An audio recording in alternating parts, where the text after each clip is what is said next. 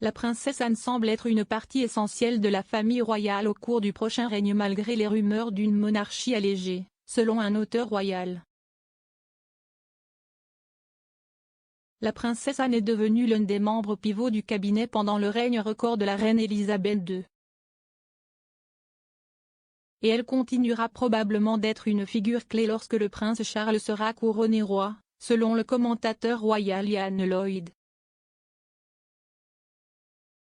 L'auteur de The Duke, A Life in 100 Chapters a déclaré à Express.co.uk, elle a de bonnes relations avec Charles.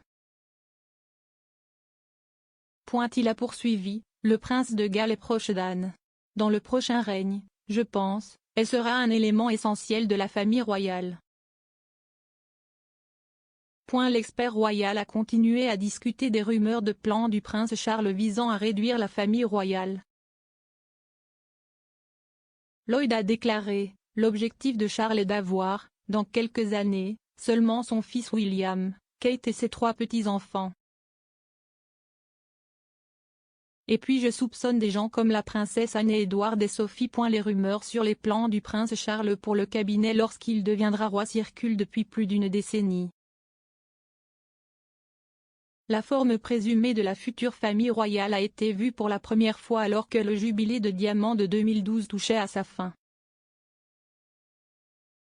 À l'époque, seuls les membres de la famille royale plus proches du trône, le prince Charles et le prince William avec leurs épouses et le prince Harry, avaient rejoint la reine sur le balcon du palais de Buckingham.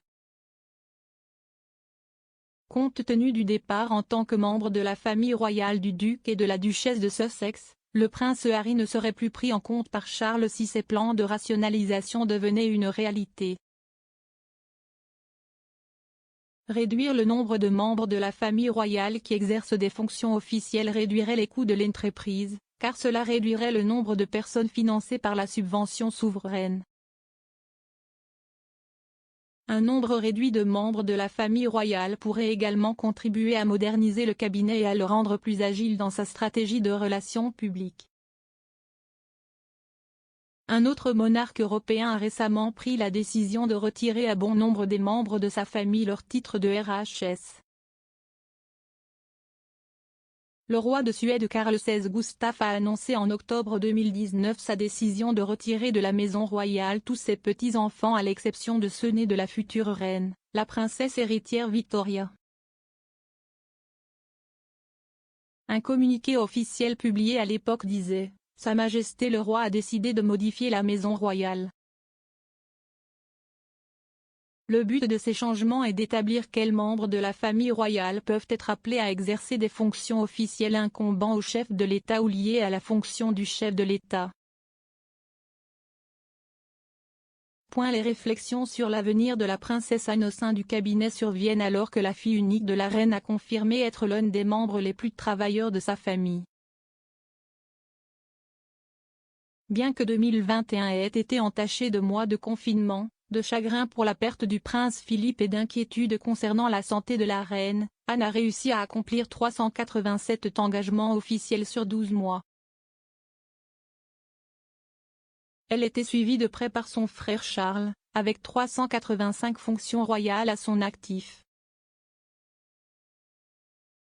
Le prince William est arrivé 3e avec 235 fonctions officielles.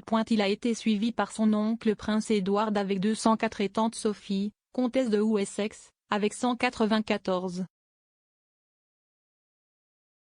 Au cours des dernières années, et en particulier lorsque le prince Philippe et la reine ont commencé à ralentir en raison de leur âge, Anne a régulièrement effectué des centaines d'engagements, montrant un engagement non seulement envers son rôle et la couronne, mais également envers ses plusieurs parrainages et organisations.